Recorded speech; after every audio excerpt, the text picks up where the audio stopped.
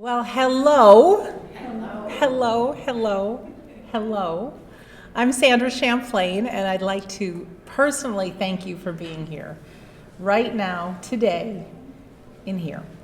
The title of my talk is How to Survive Grief, and I know there's a few of you that have not seen me before. I was the presenter at 9 o'clock this morning, so I'm going to reintroduce myself. For those of you who already know who I am, you'll get a gist of it.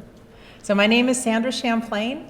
I am the author of now an international best-selling book, which is called We Don't Die, A Skeptic's Discovery of Life After Death. I am not an author by trade. I am a chef. I cook for race car teams, and I also own a coffee and chocolate store. And I hear some music going on behind me in the next room, so that's just perfect background noise. A little bit about my story. Years ago, back in 1996, I developed a huge fear of dying. And it came on sudden and what seemed like out of the blue. And I was going through a time where I had broken up with my boyfriend. I had a series of heartaches. He left me for my best friend, one of those sort of things. And in the past, because I've asked myself, where did this fear come from? As a kid, I had worked in nursing homes, hospitals. I remember after work, I was in dietary aid when I was 15, 16 years old. And after work, I'd go sit with the residents and talk to them. And one lady, she was Portuguese, and we used to share recipes because I liked to cook even back then. And many times I'd go in to talk to my friends after I got done with my shift, and they'd be gone. So even though I feel like this fear of dying came out of the blue, I think losing my grandfather when I was a kid, certainly losing pets, having a time in my life that stuff just started happening, looking up at the stars and thinking, is this all there is? Is this what life's all about? It ended up being a tremendous fear. Well, out of this fear, I really wanted to get some kind of faith in something. And we all hate fear and we all hate pain, so to get that to alleviate, I started on a search to find out if there's any proof of life after death that will rest my fears. First thing I did is I turned to religion. A girl grown up Catholic, I decided to study what was within my own faith, and the word faith kept coming up. In all the world religions, a common belief, no matter what the religion is our soul goes on after we die. So it's faith, and as good as it sounds and as much as it should have worked, it wasn't enough to to ease my pain. So I very secretly went out on this expedition. Is there any proof of life after death? My subtitle of We Don't Die is A Skeptic's Discovery of Life After Death. I was a girl who was very adamant that there's no proof of life after death. Anybody who believed in psychics and mediums and angels, that's just crazy world. But because this fear of dying was so heavy on my heart, I started studying some of those alternative things. I took a course in mediumship very secretly, and out of my own head could identify clearly names of deceased people, what they look like. I studied the world of near-death experiences, not just Dr. Raymond Moody, the founding father who coined the phrase near-death experiences. He, Elizabeth Kubler-Ross, many people who have similar stories of when they died and they, for just even a minute on an operating table and flatlined everything that they saw. The skeptical mind is really easy to say, oh, well, that stuff is just part of the brain shutting down. And the amazing thing is, I want to introduce you to a name, Ken Ring, Dr. Ken Ring, who took Dr. Raymond Moody's experiments and information one step further. Ken Ring studied the near-death experiences of blind people, people that had been blind since birth. And in that flat landing on an operating table, one lady could actually rise above, and she saw her husband in the next room talking to the doctor. He was wearing his green shirt. The doctor dropped the pen. The husband picked it up. Very clear. She saw color. She saw things. Never having seen before in her life, she could see in that area. There's many other things that I had learned, and for me, my fear was eased, finally. 2005. Well, how come my book just came out last year if I had all this great information then? And the truth is, I really want people to like me. I want to look good. I was the girl kind of bad-mouthing this. We all have this voice in our head that nonstop talks to us, when we wake up in the morning. Nonstop chatter. And my voice was saying, I'm a nobody. Nobody will listen to me anyways. And I very, very conveniently got back to work in my day job, cooking for the race teams and owning my business, and said, someday, but not now. I'll do something with this. So fast forward to 2010, my dad gets diagnosed with cancer.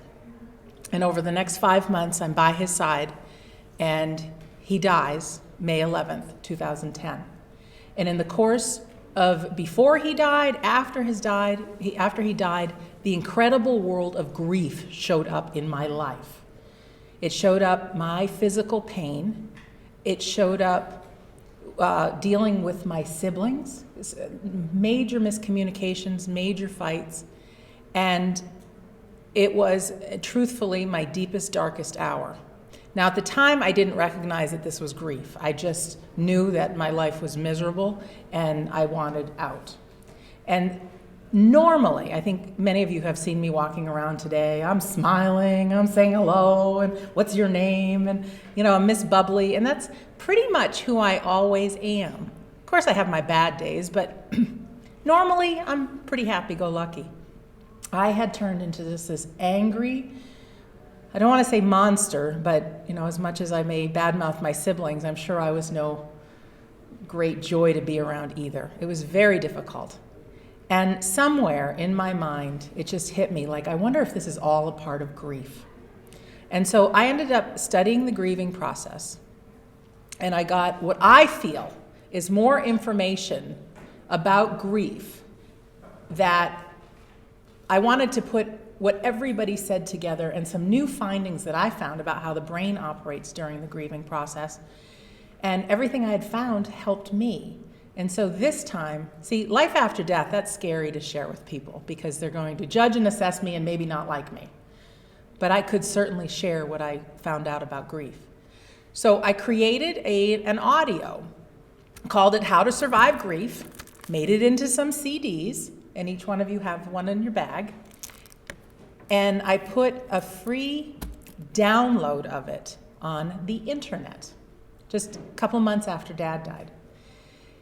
You just go, the website still exists, survivegrief.com, and you can go there and press play and listen. Well, when I first posted it, I was new in the world of internet, and when I was trying to set up how people download it, I said, well, just enter your email address in the country that you're from, and you can download it. So I made a couple of posts on Facebook. Not a big Facebook person at the time. Now, different story, but anyways. And something, what I call magical, happened, is people started downloading it left and right. So my friends must have shared it with their friends, and you know how that works. 2 people tell 2 people. Well, in a matter of just a few months after it was put out there, over 3,000 people in 15 countries had heard it. People started emailing me the difference that it made in their life, how they understood grief, how they understood where their pain came from, how they understood how to communicate with others, how their pain was eased. And then the final thing that truthfully had me to say, I need to get this out real big, is people started reporting that because of the words on that audio, they chose not to commit suicide. Yeah, I even had a gentleman look me right in the eye after his wife had left him. It was grief from a divorce. And he said he had his exit strategy planned. And he says, and then I listened to your audio, Sandra. He says, I don't know how this happened, but he says 3 times it sounded like you were talking just to me. You knew exactly what I was feeling. You knew exactly what I was thinking. And he says, I was able to realize that if she knows all of this about me, that this must be grief. So he took my steps to help release the pain and move on. Bottom line is the man is now engaged to be married. He's got a whole new lease on life, and he's thanking me because of this. So I knew in my heart I wanted to share it as much as I could. And the secret behind We Don't Die is, yes, I really want to inspire people that life after death is real. I know it does help in easing the pain of grief, and it helps us live a powerful life. But I wanted to get this out to as many people as I can. And I think many of us know that always on the top of the New York Times bestseller list, there's a life after death book. So was it a strategy? You bet. Do I care? No. Because I really do think I deliver on the message, and I talk about help on how to survive grief. So what I'd like to do, so that's just a bit about me. And also my book, for those of you who don't know, it's not just that. It's also how to live a powerful life while we're here on planet Earth. So it's a fun read, an easy read. The grief chapter is a little bit on the heavier side, as you imagine. But it's my story, and I know still it makes a difference. There's a woman here at the conference who I met today, and she had pages folded over, and she wanted to meet me and just thank me.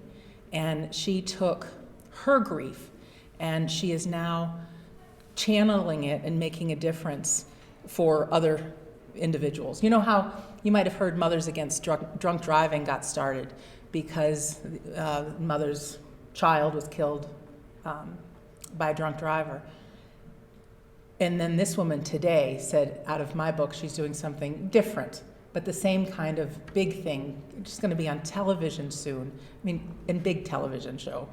And to know that if I've got something inside of me that can make a difference, I really want to give it. So before I forget, my website is wedon'tdie.com. Almost everything I'm saying can somehow be found on there. My email is sandra@sandrachamplain.com. I am an open book. Anything I can do to support you. I know many people in front of me are people that share and make a difference with others. So we cannot do anything alone, and I am your partner if you're out to make a difference somehow. Okay? So some things about grief. First of all, many of us know the devastating feeling of grief, the pain, the suffering. Why do we grieve? Why do we have to grieve? Why does it have to hurt so bad? And the truth is I don't have all the answers, but I have some of the answers.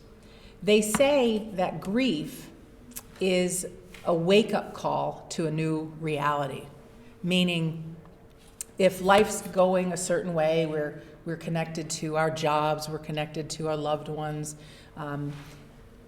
I was told about a bear cub, if we can imagine this. The necessity of grief is as follows. They say animals grieve as much as human beings grieve.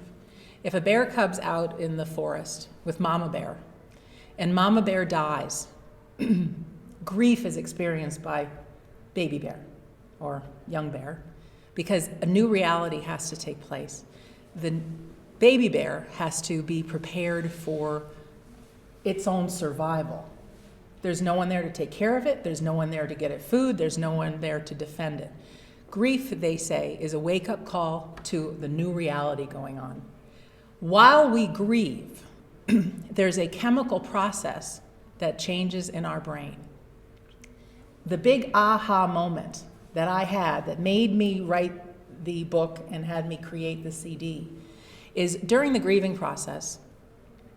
I don't know if anyone has ever felt the pain of arguments with family if you lose a loved one. I don't think I'm alone. In fact, they say that 45% of siblings come apart when a parent dies. 80% of couples get divorced if a child dies, and 90% of couples get divorced if someone is given a diagnosis of a terminal disease. Grief is not just when someone dies. If you're told you're ill, you go through a grieving process. Or someone that you're close to. When I found out my dad was dying, it's called anticipatory grief. You still go through all the stages of grief, even though they're still around. We may lose a job and we go through grief. We may have that empty nest syndrome, when the kids go off to college. And I don't have kids, so I'm thinking, how bad can it be? But it's real. It's a big change. When we lose our financial situation, we go through the grieving process. Many different reasons we grieve. This may be a very poor comparison, but if you could imagine someone who is alcohol dependent or drug dependent, and that person no longer gets their fix, what could you imagine that person to be like? Probably not too pleasant. Huge pain going on within them. Grieving is very, very similar. We are no longer getting our fix of a human being. And again, I apologize if this sounds basic or it's not like I'm trying to make light of something. But when we love someone, when we do, the chemical makeup in our body, our brain, wherever those things are, it's one of like addiction. And the more we love, unfortunately, the harder we grieve. And so when we no longer have that person and that split is there, our brains go through such haywire. And like Baby Bear, I guess, we have to readjust to our new world. And it takes some time. See, one of the things I'm so passionate about is nobody really knows too much about grief. We're not taught about grief. When you go through high school or grade school, no one talks about grief. But everybody's going to experience it. And back in the day, long before we were all born, death was handled a little different. I think a lot of people grew up on farms, saw animals die.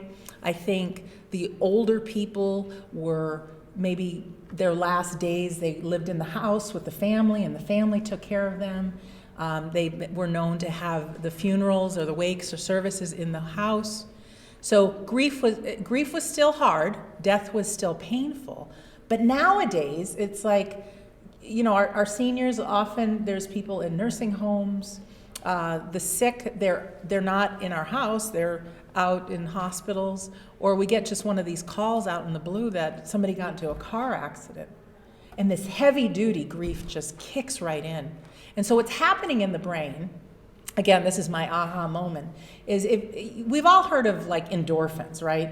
If you laugh or if you go exercising, you build these endorphins in your brain and you feel good. Well, there's also neurotransmitters that handle our mood and our perception and our communication and our sleep cycle, and they're all tied in with grief.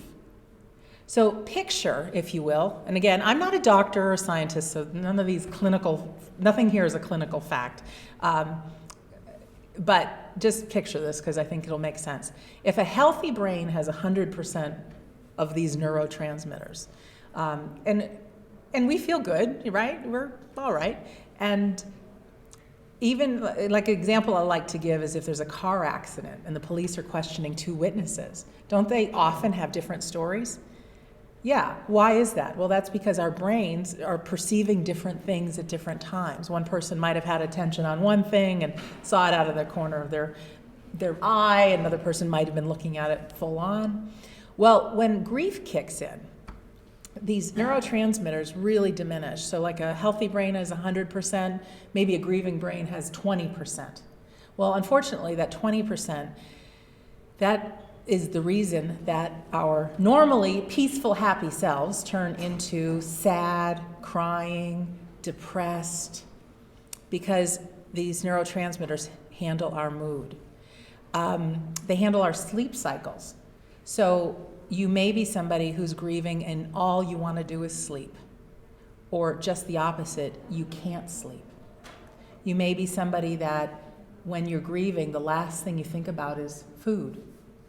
And in my case, I had lost bunches of weight before my dad died and kept it off for 2 years. And after he died, the only way I could deal with him and the death was eating. So that's how I got through.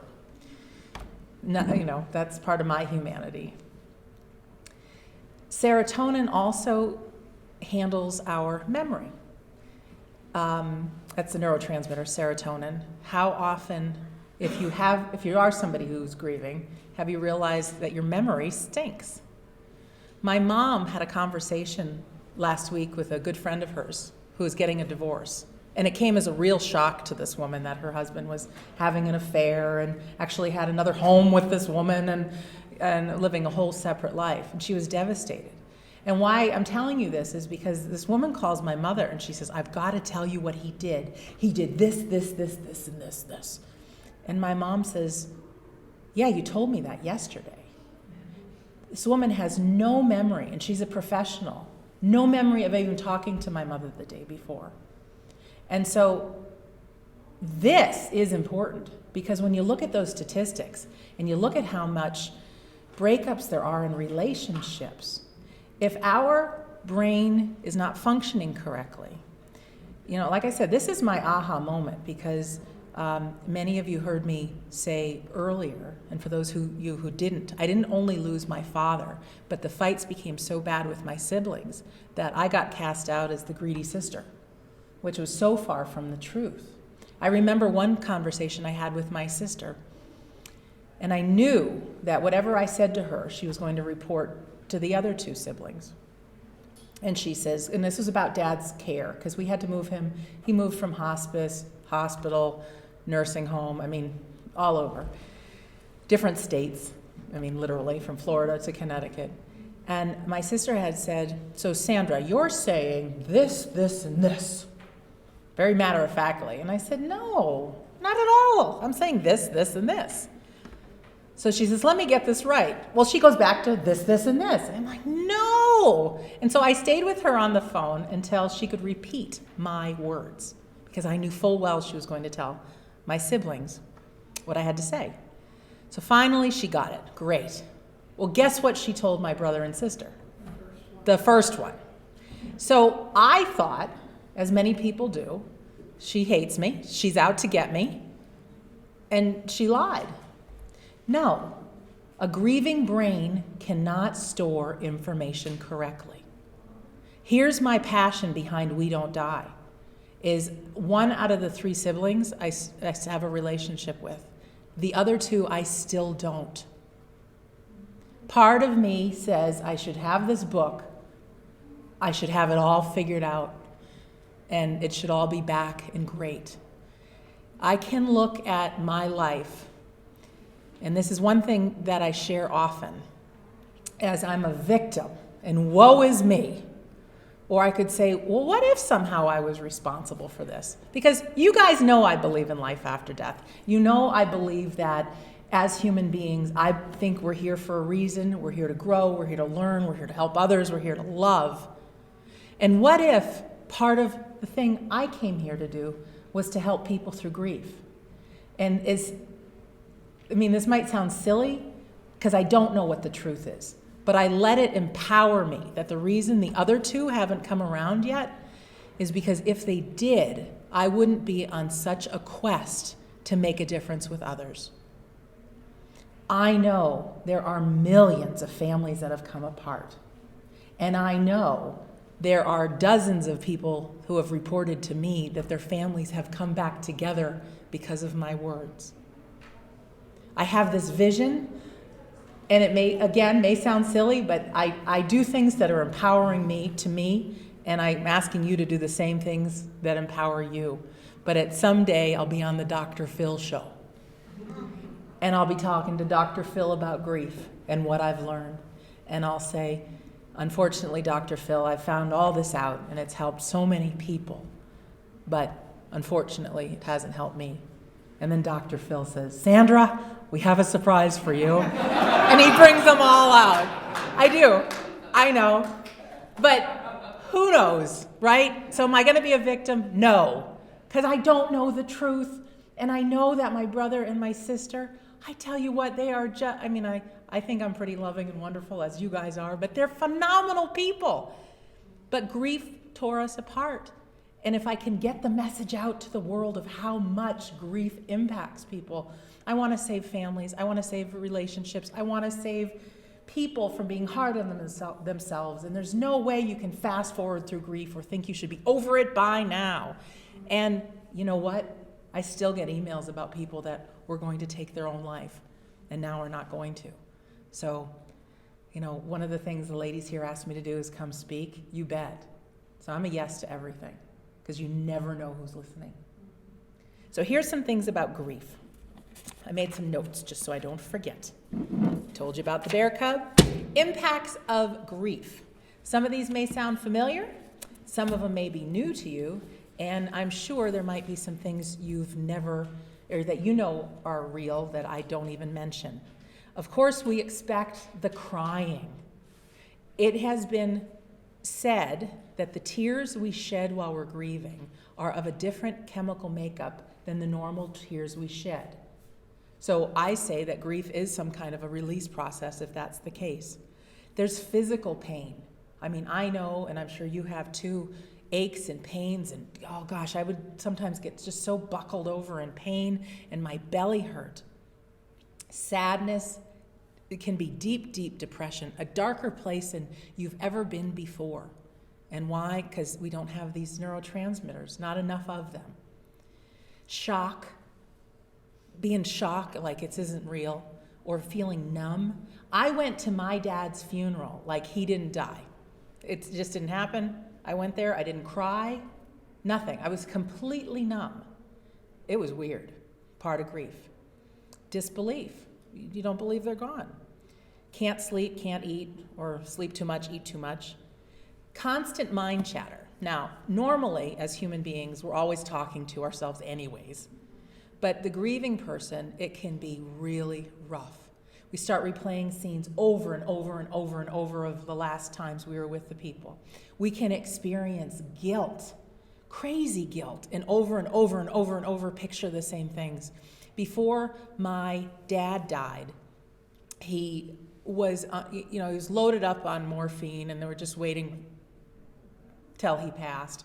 His best friend calls me, and he said, "I just need to say goodbye to your dad." So he says, "Can you hold the cell phone to your dad's ear? I just need to say goodbye to my best friend." So these 70-year-old men. And so I put it next to my dad's ear, and I can hear this guy saying, "I love you, John." All this. It was beautiful. And hang up. And just after Dad died, I realized Dad was deaf in that ear. You know how long I went over that in my mind? Oh, crazy. Even though believing in life after death, even though believing that, what some say, Dad, of course Dad heard it. And Dad's not really gone. Oh, I was so angry at myself for so long. I had mentioned poor memory, poor concentration, very little energy. Oh, I tell you, you don't want to do anything. You may develop your own fear of dying or start worrying about your kids or those around you, really questioning your own mortality. That is part of grief. You may want to be alone. I tell you, I locked myself up. I didn't want to see anybody. I wanted no communication. Sign of grief. And then there's the flip side, that those moments I was ready to talk, I wanted people to hear my story over and over and over and over and over about my siblings and about this and about over and over and over and over and over. And looking back, I'm like, it has to be grief because I wasn't that way before. I wasn't that way after, but that's just part of it. I am no doctor, and I know that there is some severe levels of grief. I want you to know that if you have any question whether your grief is normal grief, as painful as it may be, it is normal to feel the worst you've ever felt. But if you have any questions at all, please see your physician. There are times when the neurotransmitters are so low that giving some kind of a aid can actually bring them up a bit. Hard to say, but the only way to get to the other side of grief is to actually go through grief. And if we don't deal with our new reality and we keep ourselves, like some people we know just avoid it, they won't even think about it. Well, you know what, it'll catch up and eventually you'll go through. And so I've heard people say, I haven't grieved yet for the loss of my dad or whatever. And I want people to know You don't have to be afraid of it. There are tools, which we're going to get to actually help ease the pain and help. Okay, so let's get on to that because I'm done crying. So, our mission now, first of all, be compassionate. And if I can't stress that enough, if it's you or someone who's lost a loved one, be compassionate. You know, you hear these stories, you know, there's always this what not to say to when somebody has lost a loved one. Well, you know, God needed another angel in heaven. You want to smack them.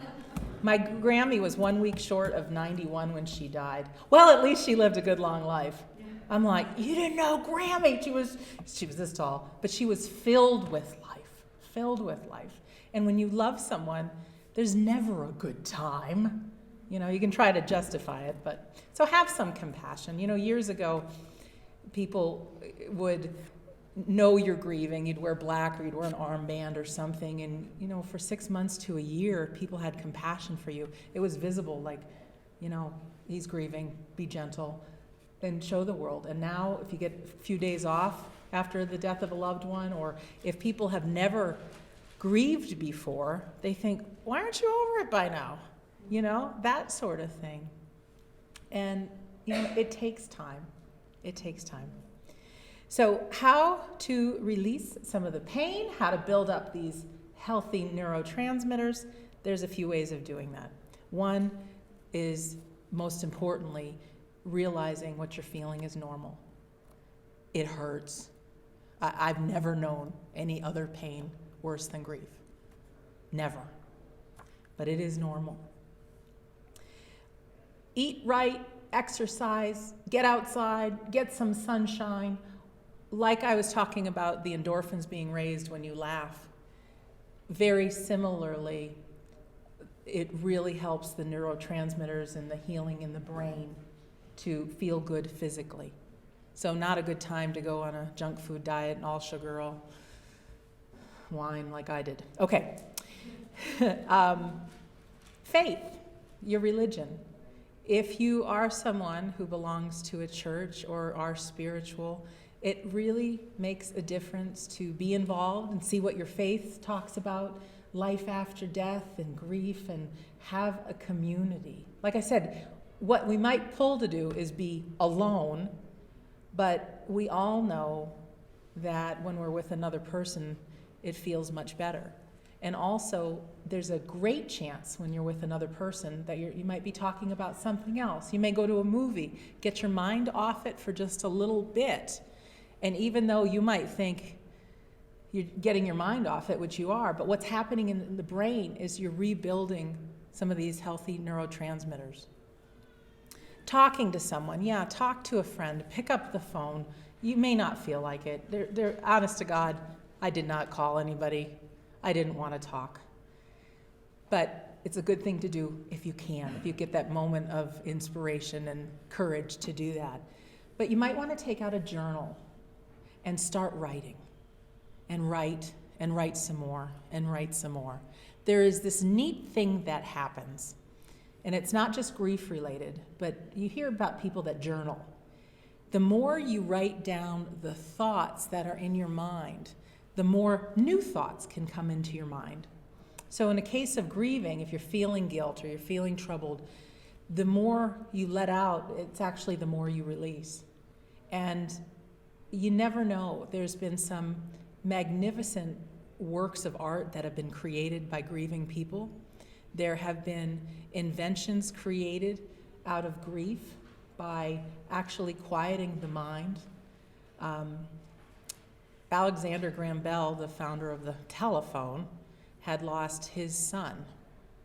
And in his quieting the mind and trying to release, he came up with the idea of the I forgot what they used to call it. It was some kind of a jacket, but it ended up becoming the iron lung. I mean, really brilliant out of that. So, and there's lots of stories. Eric Clapton lost his son and created a beautiful piece of music. So there can be some gifts out of grief. As much as the pain really hurt me for losing my dad, what came out of it is between this and this, there's been about 20,000 people that have gotten this message. I will never know the difference that it makes in people's lives, but I know it makes a difference. So someone once told me, if you experience something really bad, you can say, this is the worst thing that ever happened to me because, and answer that question. And then you say, this is the best thing that happened to me because, and answer that. So you know my answer. Best thing that happened to me, because if not, I wouldn't be here with you right now. And there's people on this planet that wouldn't be on here right now without those words. So anyways, look for the gift in grief. And sometimes, truthfully, our suffering is so bad that you're not going to find an answer. But maybe you can just trust that someday something will come of it. My friend Angie, who's not in the room right now, she's got the largest group on Facebook talking about grief. There's over 1 million people. It's huge. She's phenomenal. And she created Grief Awareness Day, August 30th, National Grief Awareness Day.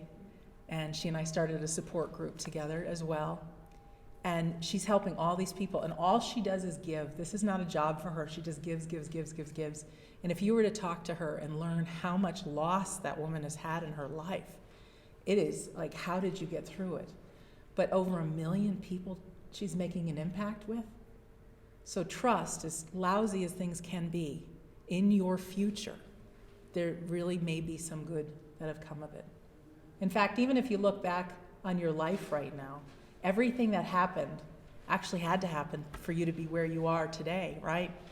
And so, no, I don't have the answers, and no, I don't know why you may be experiencing pain, but to trust someday you'll be looking back and say, oh, that's why I had to go through that. Because the truth is, the day will come that the pain will, I don't want to say be gone, because it takes nothing for it to be re-triggered sometimes, but it'll be a lot better. And no, you'll never stop missing the person. But I think that's part of life. And the more, like I said, the more we love, the more we grieve. So shame on us for having such big hearts, right? Movies are something good to do. Good movies, funny movies.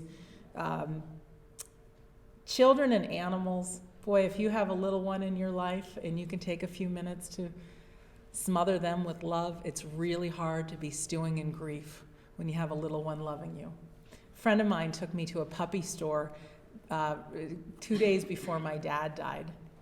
And it was really clean, like a mom and pop puppy store. And they encouraged people to pet the puppies and lift them up and play with them. And really a nice store. And I went in there like, I don't want to go to the puppy store. And next thing I know, like all these puppies are licking my face, and there's nothing I could do but laugh and smile. Now, in those moments, guess what's happening in my brain? Rebuilding, exactly. So music, there's some music that makes you feel good. Do that. Go for a walk. Write. Like I said, people sometimes write poetry, or they create a piece of artwork, or they get a new hobby. Make a difference for another. If you know somebody that needs a helping hand, they say, whoever they are, that to get your dreams fulfilled, the best way to doing that is helping another person. And I think we all know how good it feels to make a difference for another. So if you can find an opportunity to get yourself off you and onto where in the world I can make a difference, even if it's volunteering, even if it's helping somebody carry groceries into their house, whatever that is, it makes a difference. There's a gratefulness exercise that I recommend, and take out a pen and paper. And the voice inside of your head is very often wants to keep stewing about the grief. It wants to keep remembering things as they were. Our brains are very habitual. There's these neural patterns, I think they're called. So when we adopt a new habit like brushing our teeth, and we really keep practicing it, well, you can't go to bed sometimes at night unless you brush your teeth, because there's this new habit. Now that's great. However, if you're feeling guilt over what you should have said before a loved one died, or what you did or you didn't do, the more you think it, there's going to be a new neural pathway in your brain for thinking it even more. So that's kind of bad news. So know that if you're caught up in grief and you keep thinking things, it's going to become automatic thinking that it's very difficult to turn off. How do you turn it off? Turn it off, number one, by recognizing it. The reason I give these out and tell people to download it very often is because you may be feeling grief today and listen, and you'll get something out of it. But then 3 days from now, you'll listen again, you'll say, I didn't hear that the first time. Or you'll be, say, in the anger stage, and you'll be so angry and so angry and so angry.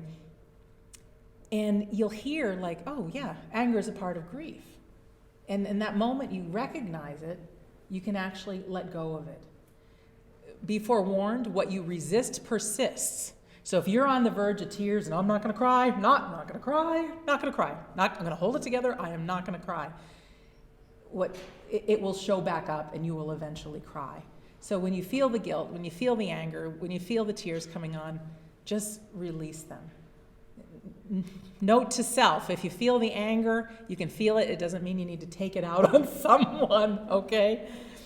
But my gratefulness exercise is if you can catch yourself in the act of going down one of these tunnels of negative thinking, and you can say, oh, that's what I'm doing, okay, all right. And you can, whether you write it down on a piece of paper or just start thinking, what are some of the things you're grateful for in life? And if you've just suffered a complete loss, it's going to be really hard for you to think of anything. But then you look around, well, I'm grateful we have chairs, or else we'd be sitting on the floor. Okay, well, I guess I'm glad I have a house.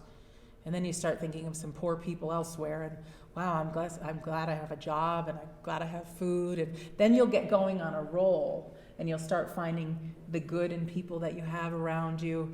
And sooner or later, all of a sudden, it'll cheer you up a little. And guess what's happening up here? Yeah. It's easy to get caught up in grief, and we've heard of people that have grieved. Gosh, there was one woman who had grieved for 30 years over the loss of her sister. And good news is she's not anymore. But it's so easy to do that. And to be able to give people the distinctions about grief, I think really helps. I mean, that's my intention anyways. Let me see. Definitely believing in life after death, I think, is a very good way to help relieve our grief. And you've heard me say it before, but this is a pretty miraculous world. And our mind wants to only focus on what we can see in front of us as reality. I can see it, I can smell it, I can hear it, I can taste it, it must be real. But there is another real world going on right in front of our very eyes that we cannot see. We've got the world of wireless internet, radio, GPS signals. It's incredible. And I say, and with all the experimentation and adventures I've been on, that I have no question those that you have loved and lost are around. Are they here right now, this very second? I don't know. I think that our love is eternal. There's something called remote viewing that I talk about. I took a course with a physicist. His name was Russell Targ. He was one of the leading founders of the laser beam. And he taught us an ESP technique, for lack of a better word. And our minds can pick up images of something halfway around the world. And one of the reasons I'm passionate about teaching it to people is because it'll give you the goosebumps. It's kind of like, how in the world did I do that? And so if you have a friend, say, living in Australia right now, just play with me, and you ask him to put something on his kitchen table, something kind of unique, and then you close your eyes, and then you just play. And if you were a famous psychic, what kind of images would you see coming from this man's kitchen table? And so your mind normally spews up all kinds of images, and that's just the nature of the beast. But on your piece of paper, you write down, I see a lemon, I see a plant, I see an elephant. There's all kinds of things that come up. And then he'll take a picture of what he put on his table. And it could be an elephant planter with a plant coming out of it. Something like that. And I have done this time and time and time again with thousands of people. I've never met one person that has not been able to do this. Or even you take a magazine that you've never opened before, and you just play the game with yourself. You don't need to tell another soul that you're doing this. And you just pretend, if I could see what pictures are in this magazine, what would be in there? And your mind will just start throwing out pictures. How this happens, I have no idea. But write down everything you see in your mind. Start going through the magazine, and 3/4 of the pictures you just saw up here are in there. And all this happens within a split second. So why I bring this up is if that's possible, anything's possible. If it's possible for you to see something on someone's table halfway around the world, and there's people that are real good and real specific, then it is possible for our loved ones to be doing their business in heaven, whatever that is, because I really do think that it's all an education for the soul. There's a book called Do Dead People Watch Me When I Shower? The answer is no. I think that there's more existence to go on, more learning to do. But in those moments that we're sad, or we need a lift, or whatever that is, I think in a blink of an eye, they can be right there with you. On my website, wedon'tdie.com, I created a recording, and it's called Reconnections.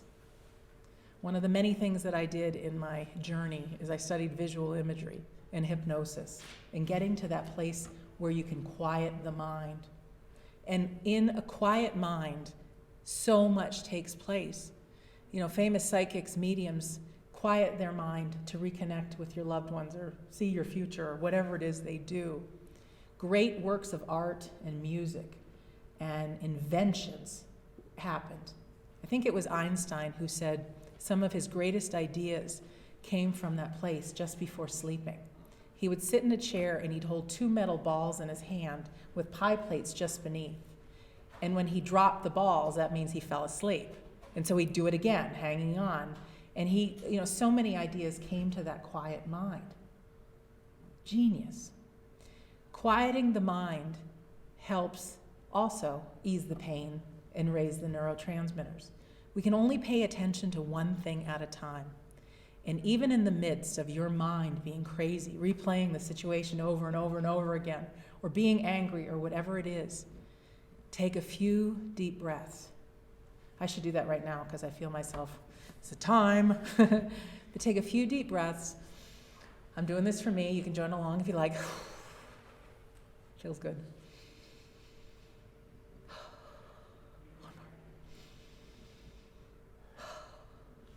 And if you pay attention just to the breath, you're not thinking about all that other stuff. Or if you're outside in your garden, tune out the mind and be one with the plants. If you're driving in your car, holding onto the steering wheel, maybe you have the radio on. See if you can really listen, maybe for the different instruments, or what are the words in the song. If you're eating something, savor the taste. There's a man named Dr. John Kabat-Zinn who is well known in mindfulness and this healing technique. He works with a lot of patients in pain and dying. And he talks about this technique of he takes a box of raisins, a little box of raisins, and you investigate the box. You pull out one raisin and you're looking at every side of that raisin, the weight, the smell, put it on your tongue. And he has you take forever to eat this raisin. Well, while you're directing your attention to the raisin, his patients are not in pain, not in the physical pain, because you can only pay attention to one thing at a time. So even in those moments that they may last only for seconds, but to have that pain relief, it also allows healing in the brain. So being in the present moment is just a huge gift. And by the way, that's also the same place as remote viewing. There's some pretty magic in when when we quiet the mind and we be present. Where am I? We are almost done here. Somebody's going to walk in and say, time.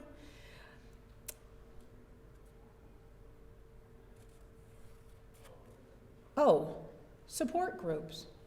Whether you have a group that you know that has gone through the grieving process, whether you join a support group in your community or a church group or some kind of a group, or an online group. On my website as well, at wedon'tdie.com, I list a bunch of online support groups that make a huge difference. Even you might find being here today, isn't it nice to be with a bunch of people that all kind of have the same thoughts? There's if you've never experienced grief before, and you're with a group of friends that haven't experienced it, it's not a pleasant experience. But then when you're with a group that's been there, it's like, oh, okay. So find a group and be together. Okay. I want you to imagine now that death, and not imagine like I'm making this up, but like imagine like it's the real deal. That when we close our eyes for the last time here on planet Earth, they open again somewhere else. And it might not be these eyes, it might be your spiritual eyes.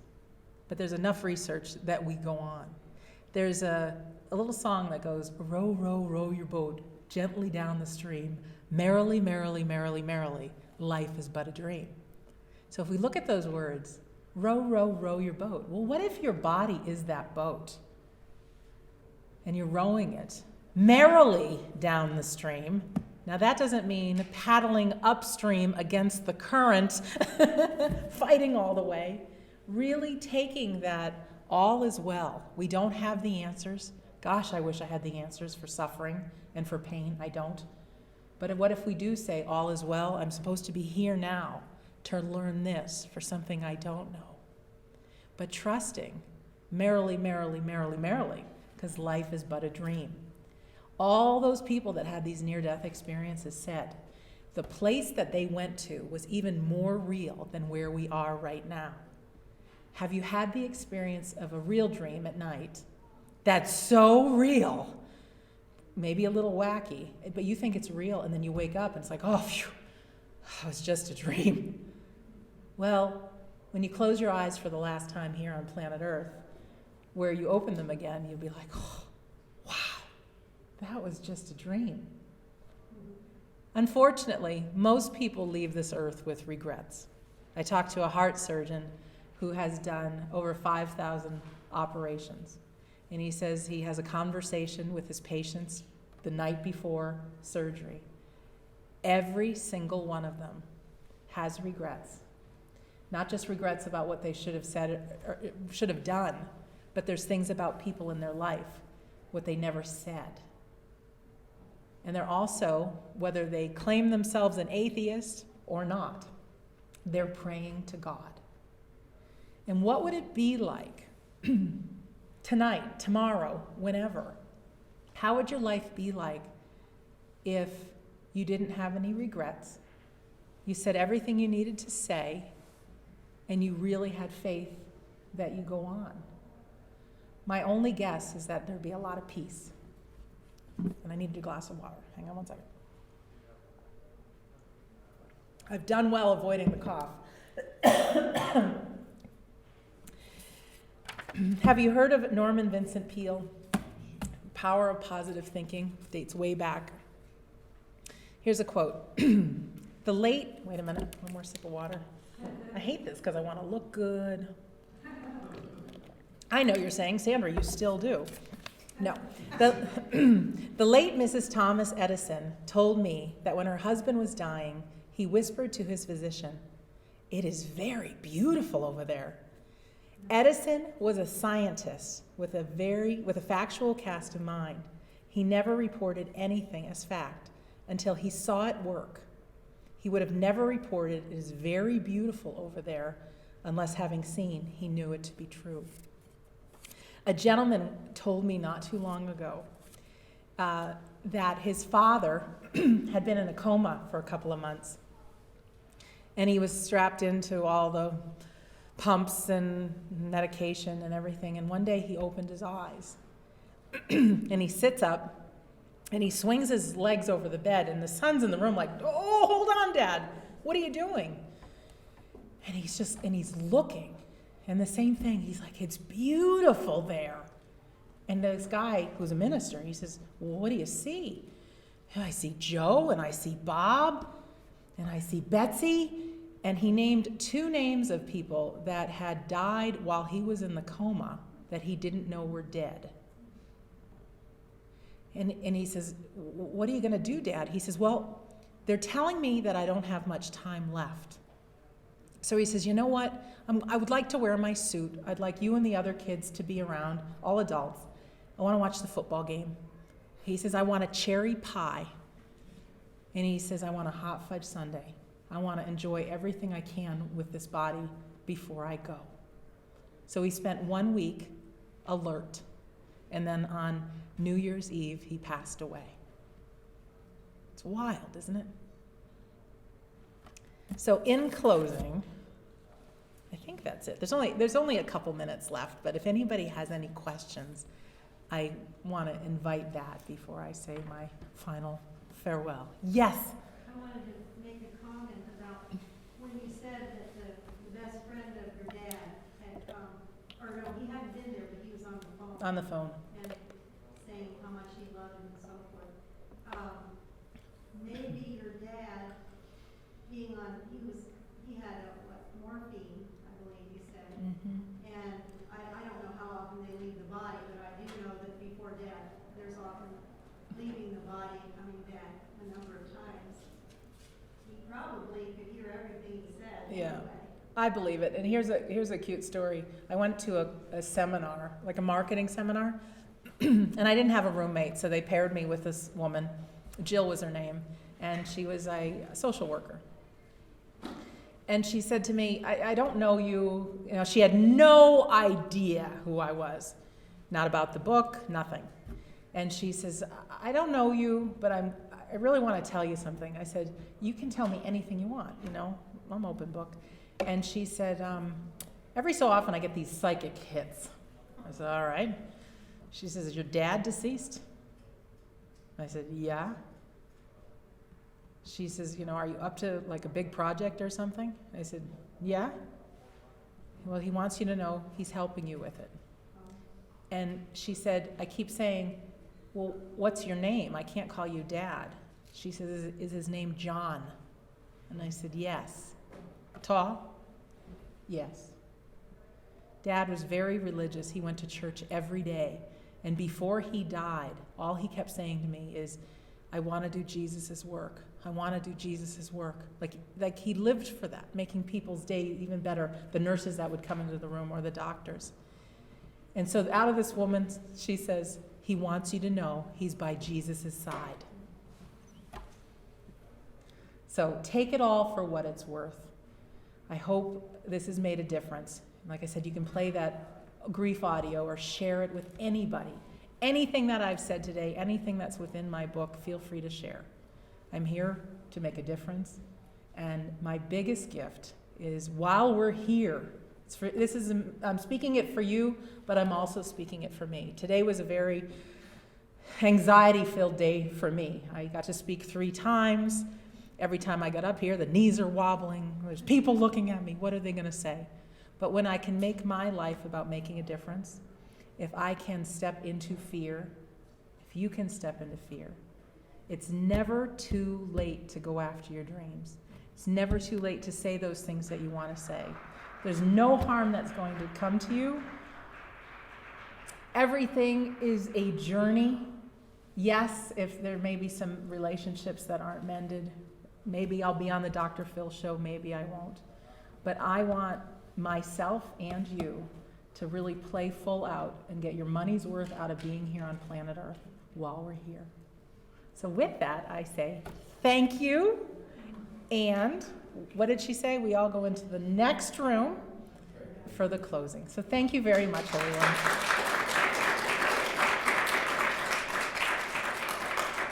You're welcome. James.